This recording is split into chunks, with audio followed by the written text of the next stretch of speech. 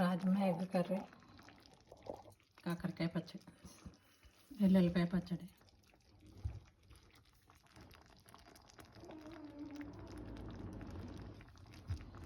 ముందు రాజ్మా కుక్కర్లో ఉడకబెట్టుకున్న రాత్రి నానబెట్టి ఒక విజిల్ ఉడికిన తర్వాత అది తీసి పక్కన పెట్టుకొని ఫస్ట్ ఆనియన్స్ వేసుకున్న ఆయిల్ అది వేగిన తర్వాత ఆలు, టమాటా, రాజ్మా, ఎగ్ ఆమ్లెట్ వేసుకుని అది ముక్కలు చేసుకుని ఇందులో వేస్తాయి. ఇవన్నీ మగ్గిన తర్వాత ఇందులో ఉప్పు, కారం, పసుపు, కొద్దిగా గరం మసాలా వేసి అంతా దగ్గరికి మగ్గిన తర్వాత కొద్దిగా వాటర్ పోస్తా.